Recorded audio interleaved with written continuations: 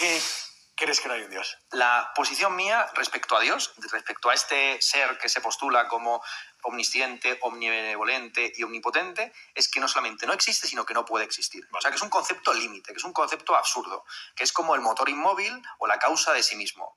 Y esta objeción de que es un concepto imposible, alguien lo verá como una limitación del conocimiento humano. Bueno, es que nuestra mente no da más allá, pero es que la forma en la que se pretende demostrar la existencia de Dios es recurriendo a principios causales que cuando se aplican al propio Dios resultan absurdos. Si tú llegaras a Dios por otro procedimiento que no fuera remontarte de los efectos a las causas, podrías negar la pregunta de ¿qué había antes de Dios? Pero como tú has llegado a Dios preguntando continuamente qué había antes de esa planta, claro, qué había antes de España, qué había antes del planeta Tierra, lo normal es que cuando tú llegues a ese primer principio, preguntemos qué había antes de ese primer principio. La argumentación que lleva a la postulación de la existencia de Dios es lo que refuta el propio argumento de la existencia de Dios. Porque el argumento, el procedimiento lógico que lleva a la postulación de Dios, lleva a preguntarse qué había antes de ese primer postulado.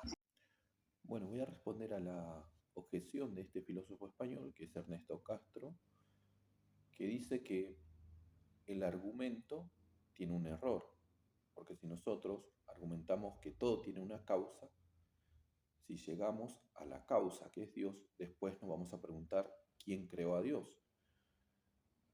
Pero esta pregunta está invalidada porque los argumentos teístas justamente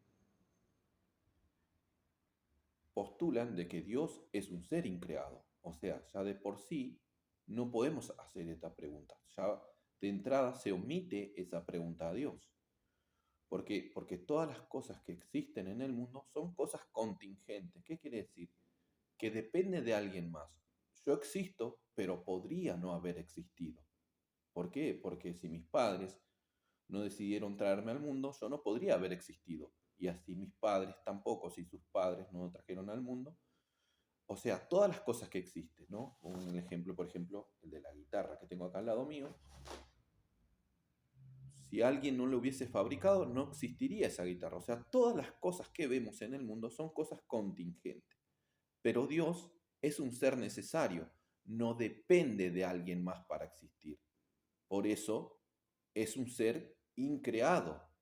O sea, la pregunta de Ernesto Castro ya de por sí queda invalidado desde un argumento teísta, porque Dios de por sí no necesitó ser causado por alguien más, ¿no? Porque es causa de sí misma, es un ser increado, es un ser necesario que no depende de alguien más. En cambio, todas las cosas que vemos en el mundo depende de alguien, de un ser necesario. Y si nosotros no podemos ir al infinito de las cosas, porque no tiene lógica.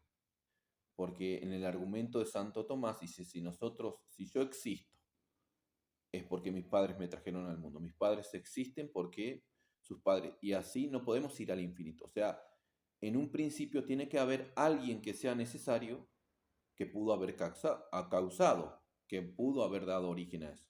Y ese ser no, es incausado, o sea, no depende de alguien más.